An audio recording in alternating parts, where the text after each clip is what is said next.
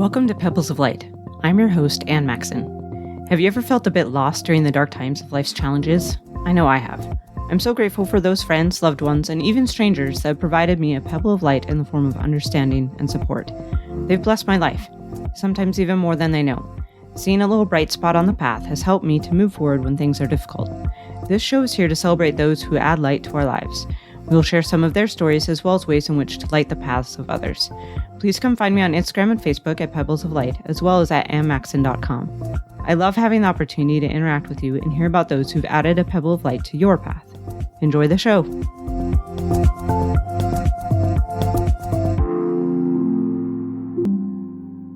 I am extremely grateful for the chance to share this interview with Myrna Peterson.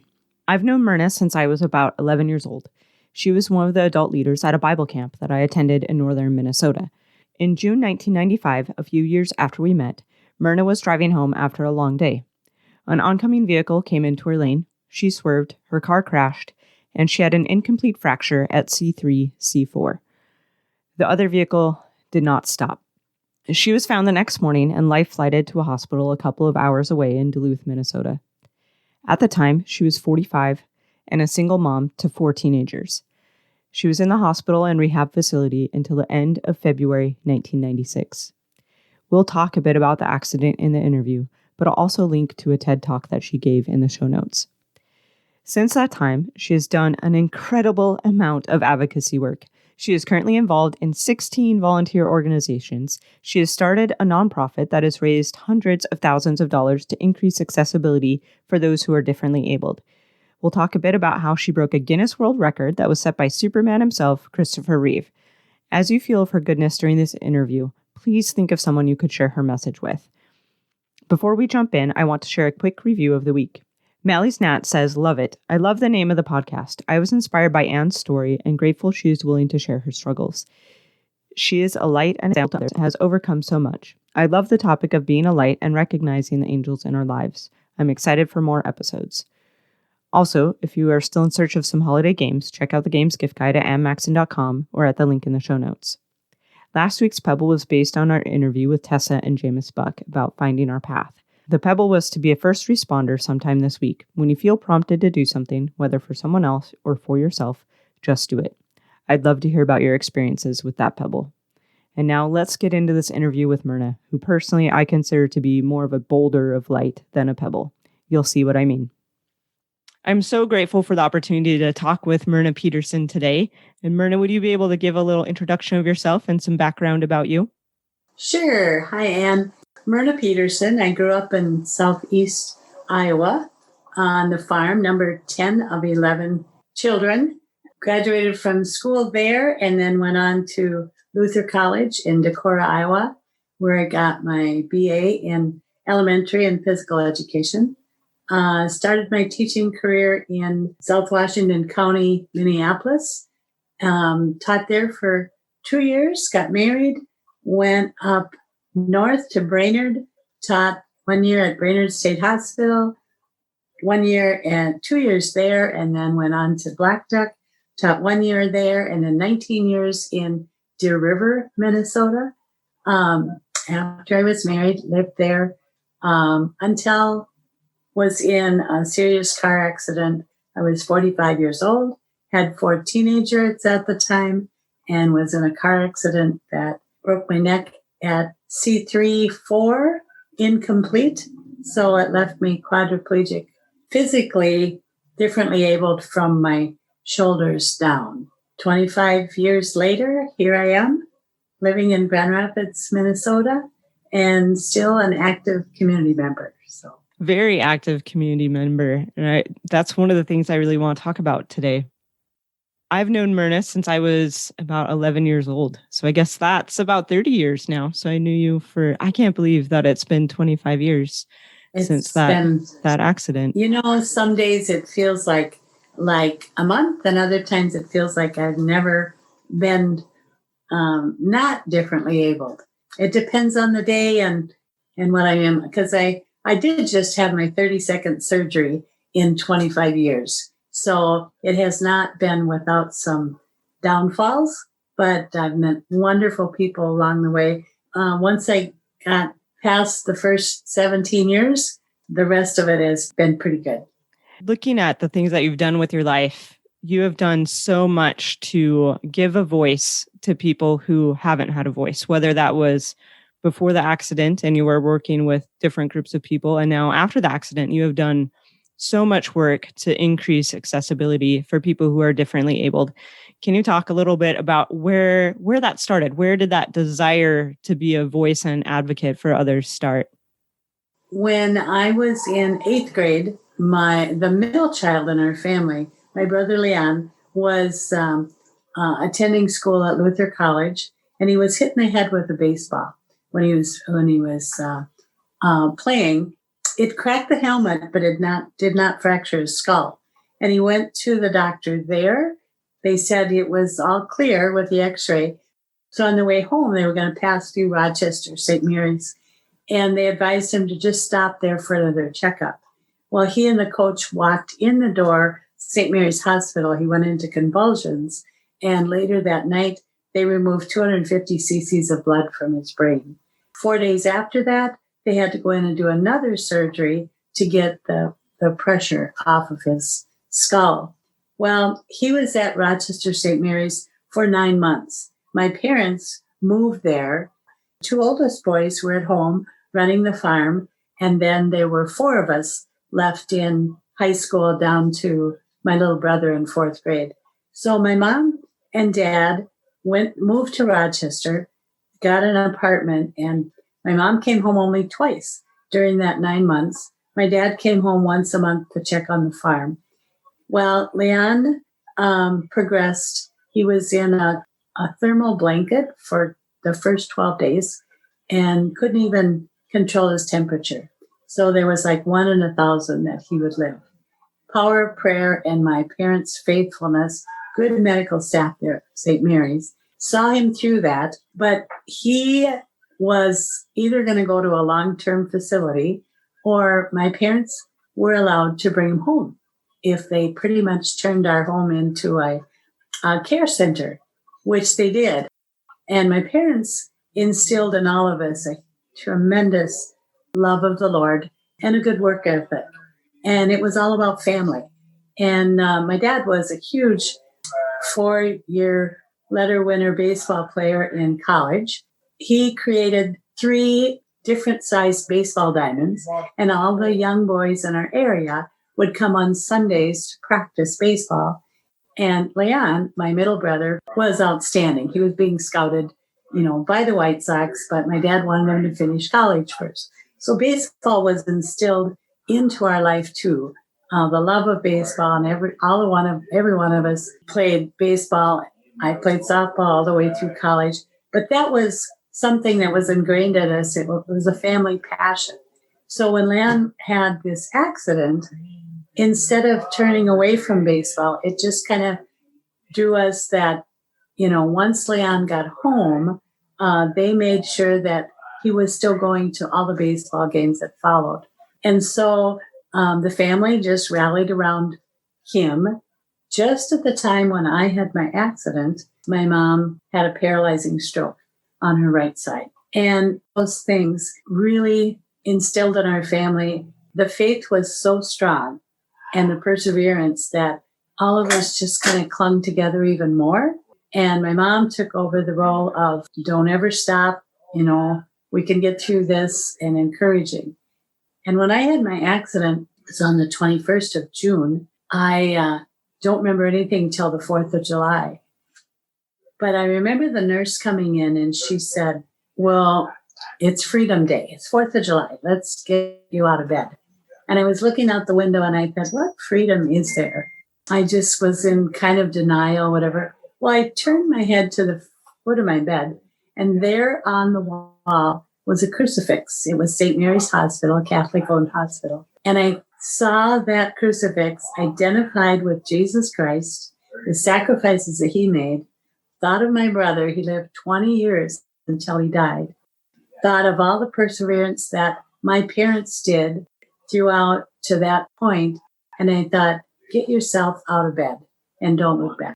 And from that day on, and from the time that Leon was hurt, there was something instilled in me that even Leon had a right to have a good quality of life, no matter what. Another thing that sparked that was that on the day of my accident, 16 hours later, my neighbor, Lee Isaacs, he and I had coached T-ball for my twins and his third boy.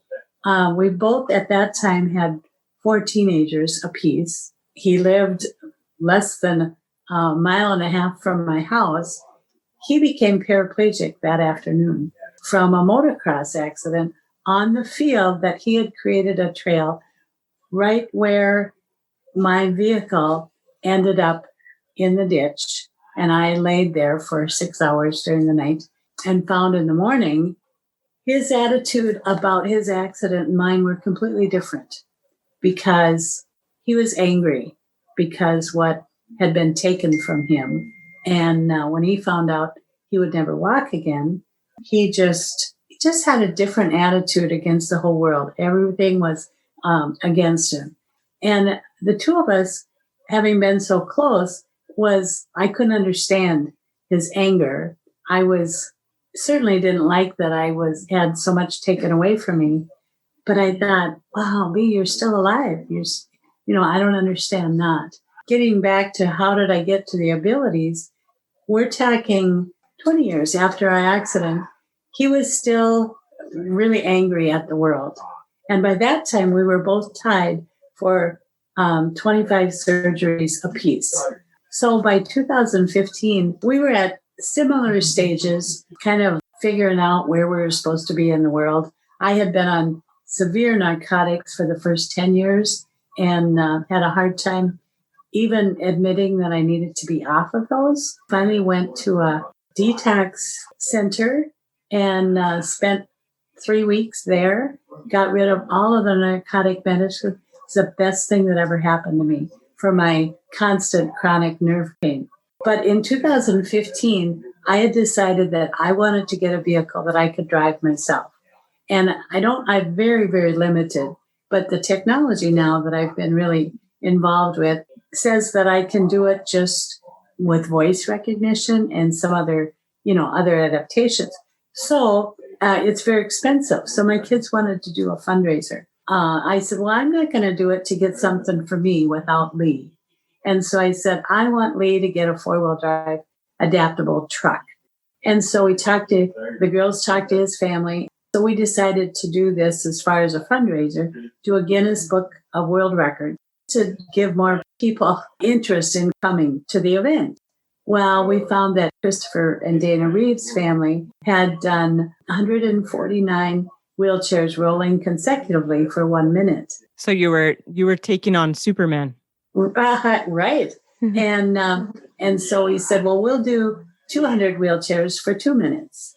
And everybody laughed. Well, then New Zealand or Australia, somebody did 247 wheelchairs in 2 minutes. And I said, well, then we'll do 300 for 3 minutes. And everybody laughed. They said, you'll never get that many to come.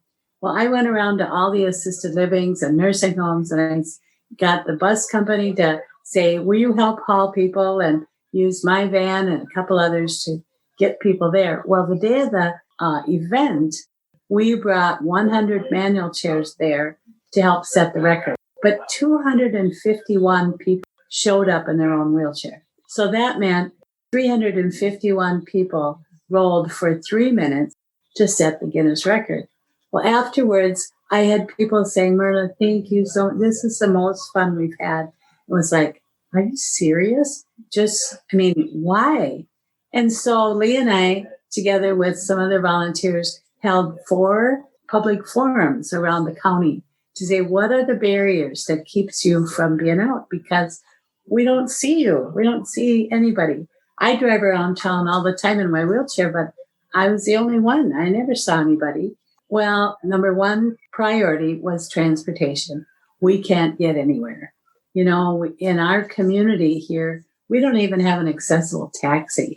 We have medical vehicles that we can take. But if you wanted to take a medical device for a social event, it would cost you $25.50 to get in the vehicle because you're in a wheelchair, and then $2.25 a mile, $15 an hour wait time until they pick you up again, and then another $25.50 to get back in the vehicle.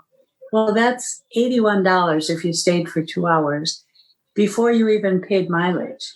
And that's just because you're in a wheelchair.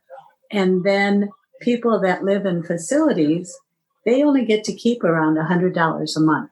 So they've paid $81 for one trip, and they still haven't done anything. And then they don't get to do anything the rest of the month. So we decided, transportation is huge. The next one was accessibility to get into and within a building. The third one is sidewalks, cutaways, trails, and outdoor places. And the fourth one was just general awareness. Unless it's personal to you, people don't get it. They don't realize what it means to be inaccessible because they're not in a chair themselves, or they're not in a walker, or they're not legally blind. So there's so many challenges that were so aware to us because of my family first, and then my accident, my mom's stroke, and then being around that with that. So what happened after that event was Lee and I started our own 501c3, a nonprofit called Mobility Mania, for the main purpose of attacking those four priorities. We're still working on transportation, getting quite a ways, made some huge improvements, but long way to go yet. We've probably raised close to in our foundation over $300,000 at least for that, because we've helped 3 people get accessible vans now by having a fundraiser, but raised $32,000 in one crack for 2 different people to get vans. We've been sponsoring the Indigenous playground, where one of the little gals is in a wheelchair, and we were able to get the playground poured in place surface and a wiggle round, so both she and I can go in and go in the merry-go-round at the same time in our wheelchair. We've helped get accessible swing in one of our local parks, and are working now for Gun Park, a big baseball complex, to get that playground more accessible. Just a lot of awareness. We started a voucher program for people in wheelchairs that they can use once a month for free transportation to get to a social event, and are in the midst of adding elderly to that one through the Elder Circle and Life Options to get social transportation to events. In the evening in high school, we have a transit, but it doesn't operate where I live after 4 p.m, and hardly anything on the weekends. So they can't even get to events at the high school or the Rife Center or to church on the weekend. And all of those things became such a passion. I get around, like I said, my wheelchair all over town, but other people aren't as able to do that, or maybe have the desire to be out in all kinds of weather. But it's really been a priority, and it's opened my eyes that it's not do it because you have to. You need to instill the idea, do it because you want to, because it could be your mom, it could be your sister, it could be your wife, your grandmother, but until it becomes personal and you just people don't understand the need for it. And it's sad. But long story short, that's how I got my passion. It was started with my brother.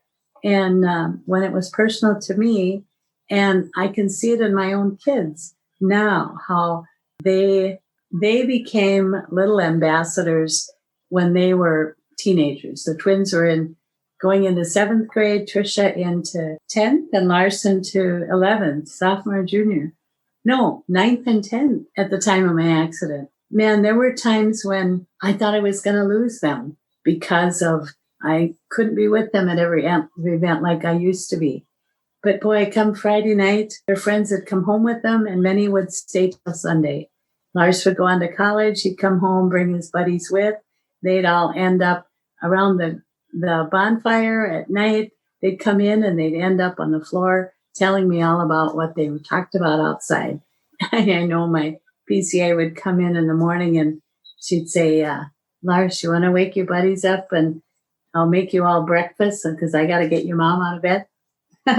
But for my kids and my girls too, their friends would just come in and lay in bed with me, lay on the floor and just talk. So that acceptance, my grandkids, I have 8 of them now. They all know me in a wheelchair. They don't know me any different. And I think that's made them more aware and more appreciative of other people too. So in those moments, kind of at the beginning, where you were worried about that role of mother, that most important role, right? Mm-hmm. And thinking, okay, how will I do this? How did your faith sustain you in that? The first 5 years when I was at home, I was in such severe pain because it was only 5 years after I was home that they realized that my original fusion had collapsed, which was causing that horrific pain. I'm convinced it was by the grace of God. I just said to God, I can't do this on my own. You've just got to help. You've got to watch my kids. I was divorced at the time. I think it was the whole village of Deer River, my teaching friends, my church friends, my neighborhood friends, my family from Iowa and around. It was like we had this protective grace bubble around our house that protected us. And I really do firmly believe that God was in control of that, just like he is still to this day. Did we do everything right? Of course not. Were there days when I wasn't as perky as others? Of course. Never in my mind did I ever once think that we weren't going to come out on the top somehow. I didn't know how sometimes, and it was devastating sometimes, but we made it. And yeah, we're still all here. The kids made it through college and they're happy in their homes. And that's a blessing to me. I look at my life at who my kids are, and they're wonderful, wonderful kids with grown adults and families. And yeah. I love that idea of the grace bubble. Actually, that's a really neat thought to think about. And then the other thought I'd had was, so we knew each other for those 5 years before the accident. And I think maybe another part of why you didn't have to worry so much about your kids was all that you had given them prior to the accident. The faith, I think that's a big thing. The faith that you gave your children so that they could know that there was a divine purpose in all that they were going through and that God was going to help them and support them. In fact, I remember I was talking to Lars one time. I have it written down somewhere. It's on my list of like some of the best advice I've ever received. And he wrote to me and he said, if you're doing what is right, God is going to lead you on the way, and God doesn't make mistakes. And it was just it had more power to it coming from him and from your family. Exactly. And thinking about all that you guys had been through, and to say, wow, there is purpose in these things and the things that we face. And God doesn't make junk either. I think what we're given to handle it's our prerogative what to do with the gifts that he gave us. But he didn't start out giving us junk. And it's our job to do the best we can with whatever gifts that we have. And I think if we just learn to trust, I always tell my kids, keep God in your head and a song in your heart. Music has been big in our family too. And I think it just is it's the language of the globe. Everybody relates to it, and you don't even need words. It's just that harmonious melody that keeps us on an even keel. And if we keep our focus that God is ahead of everything, we had a broken home. I didn't want ever to be divorced when my kids were so young. God helped us do that. That was the only beginning, and I didn't know that, less than 5 years later later than that I would be in a wheelchair and unable to physically be at everything that my kids were. That was important to me. But again, at some point, you have to give it to God. This is too big for me. I can't handle it. You take the burden for a while. And he does. He does very graciously. And when I've read about all the things that you've done and just knowing you, that you've really been able to be the Lord's hands to help others, like whether it's through the mobility or through technology in school or different things like that. Have you felt that you've been inspired and directed, that you have kind of a calling to use your skill sets in order to bless the lives of others? I hear that all the time, Anne. And I tell everybody that I only have one thumb that works, but I have a mouth that won't quit. And I mean that in all seriousness, that, it doesn't matter. Rome wasn't built in a day and by one person. All it takes is organization and believing in a passion. When the passion is so strong inside you that you can't help talking about it all the time. I've always gone by this motto of dreaming big. I'm from Iowa, build it and they'll come. But dream big, but then always the very next step has got to be give it to God. When that comes back to you, make a solid plan and then get her done. I don't like to go to meetings, If it's not something that there's an activity I can do or accomplish, I'm out of there. But I very strongly believe in transparency of what it is we're going to do, who we're going to do it for, and the integrity of the process. And once those things are coming out, it's not a matter of I have to push myself for my ideas. It's you can come along with me if you want to. If you don't, get out of my way. But very politely, not in an arrogant way. And I think being able to be confident in a wheelchair is different than just standing on my own 2 feet, because it's not easy for me to get to a place. It takes me an hour and a half of somebody else's time to get me ready, even to go out my bedroom door. By the time they get my legs moved up from laying all night and, get me out of bed, getting me dressed, doing everything for me. But in these years, I'm 71 now, and all of these years of networking with really good people who have similar interests. And it's not a matter of what you know, it's who you know and who you put your faith in. Because if I don't get a clear direction from God that it's a good idea, I don't pursue it. But if it keeps coming back to me, nighttime I'm awake a lot. So he and I talk a lot at night. That's where my ideas goes. What do you think, God? What do you think about this one? Who do you think it'll impact and why? And when I get more ideas coming back than I can generate, it's like, okay, now we got to make a plan. Now I got to find other people that think the similar.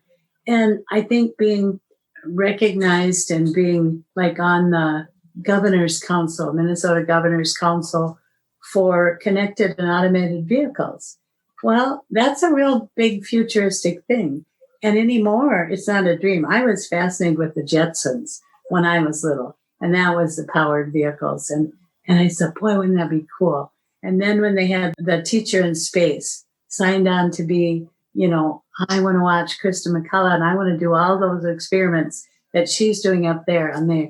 And then I got to be on a Krista McCullough fellowship team to get 3 more people from my school, develop a project, and we were awarded 2 weeks at Stanford University. And they made the movie Everyday Heroes off the project we were going to, nationally recognized. Well, that started with a dream and a passion that I followed. But that's what every good thing does. It starts with a dream, with a vision. Without God's guidance and help, I could never accomplish that, because he's the one that gives me the courage and tells me if it's a good idea or not. But that led to a seat on the Governor's Council for Disability, where I had my eyes opened even wider to respect the abilities of people who can't see, who can't hear, or are mentally challenged, or are speech impediments. my simply sitting in a wheelchair with an able mind and eyes that see, ears that hear, and a mouth that speaks, I'm so far above. And then I think of my brother who couldn't talk or walk. He could see, he could hear, but if there was a fly on him and somebody wasn't there, he couldn't even let us know. And I'm thinking, wow, I have nothing, to complain about. So, I have a huge passion to help people less fortunate.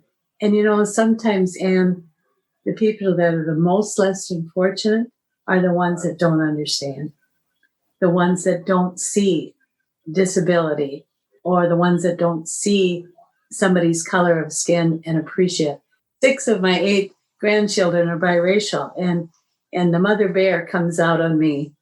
And another God sanctioned and God driven passion for me on the Indigenous people. Grew up, teaching in Deer River for 19 years before my accident, and learned to love the spirituality and the culture of my Indigenous friends. Didn't understand them when I came in 76, but boy, now some of my truest and greatest friends are my Indigenous friends. Many of the elders that are no longer here would be so proud of their young kids that now we're working with for that accessible playground. It all comes from God direction, I believe, in me anyway. I love how you have used being a voice for others to help you find your own personal voice and your own personal desire to make a difference in the world, to really make positive change for good in all the interactions that you have. Well, I've learned to listen. I think that's so important. Everybody has a story, no matter what their race, color, creed, religion. Everybody has a voice that needs to be listened to, because our heritage matters to all of us, whether it's a healthy one or not. But you still need to talk and define that and tell your story to be able to know who you are. And until you know who you are, you can't help anyone else. Yeah, I love that idea that you do need to share your own story. So the podcast is called Pebbles of Light. When you think back, are there people in your life that have been, who's somebody that has been a placed a pebble of light for you and helped direct you in finding the path? Well, I definitely would be my parents and grandparents. I was fortunate to have both sets of parents and grandparents who had their roots were in their faith. Scandinavian and German are the 2 backgrounds, but even the struggles those 2 countries had in their historical pasts were able to come together, and the center was the church. And that's been a huge background for me. Growing up, living on the farm was no different than my older sibling living in town while Dad was the superintendent. Sunday dinner, Mom never knew how many to cook for, because whoever was new in town or new in church or new in a school were at our place for dinner.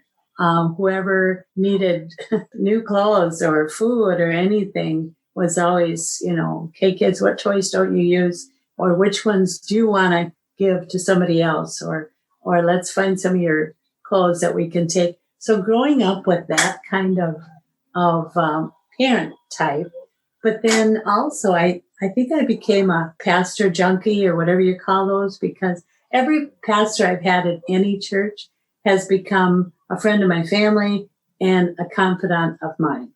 It just seemed like they're the ones that I've latched onto, and I can name them off in college. I can name them off through my single life, my married life, and those now. And I still hear from them. And I still, when I was in Duluth Hospital in 2012 with meningitis, I didn't know anybody, but my kids said, Mom, you had more pastors there, because all the nurses way, was that the pastor of your church?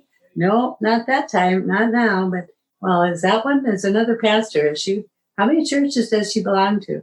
I don't know. I relate to them because I get involved in all the church work that I did. So I think between my parents, my grandparents, family is, I would say family in that, but I'd be remiss in saying that my colleagues, my teaching colleagues, have been some administrators as much as I've learned from their advocacy. I've learned from their non-advocacy. Some of those people I can pinpoint in my life which ones made me grow in spite of their direction. I'd hate to name names because there's been so many, but the one thing I respect is people that respect themselves and speak with integrity and truth. Those are would be my two main things. The most important attributes to have. Thank you for being here. Where can people find out more about all the work that you do? Well, our Mobility Mania site has got things specifically to accessibility. That's just mobilitymania.org. The Council on Disability or the Council on Connected and Automated Vehicles, those are up to date. People are free to call me. My email or my personal phone, I love to connect with people all over. The more people hear a story, they realize that they have a story within them too that needs to be told. And if you just allow people the opportunity to share, or get them comfortable enough so that they'll realize that no matter how small they think their life is, it's pretty impacting. Yeah. And until they celebrate their own intrinsic value, you can't be fully aware of anybody else until you really are comfortable with who you are. If you'd like to get in touch with Myrna, her email is on the Contact Us page of the Mobility Mania website at mobilitymania.org/contact. I'll have it in the show notes. I don't think it was a coincidence that I happened to be reading the book, The Moment of Lift, How Empowering Women Changes the World by Melinda Gates at this interview. In it, Melinda says, we have to wake up to the ways we exclude. We have to open our arms and our hearts to the people we've pushed to the margins.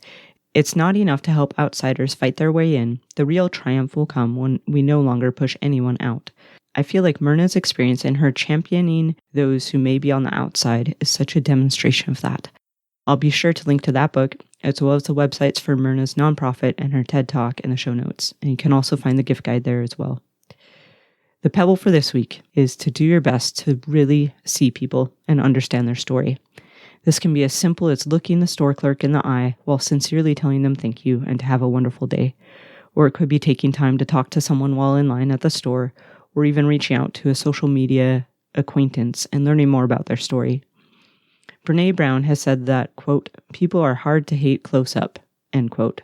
Do your best to get to know someone and understand their perspective, especially if their perspective is different from yours. I'll see you next week. Thank you for tuning in today. More than what has been said, I hope that you've been able to listen to your thoughts and feelings. Maybe you've thought of someone who's brought light to your path. Let them know of your gratitude. Maybe you've been inspired as to how to add some light to your own path or the path of another. Do your best to act on those feelings and impressions. I would love to learn more about you and your experiences. Please come find me on Instagram and Facebook at Pebbles of Light. If you like what you hear, please review so we can spread this light further. You can find show notes and more resources at annmaxon.com. Until next time.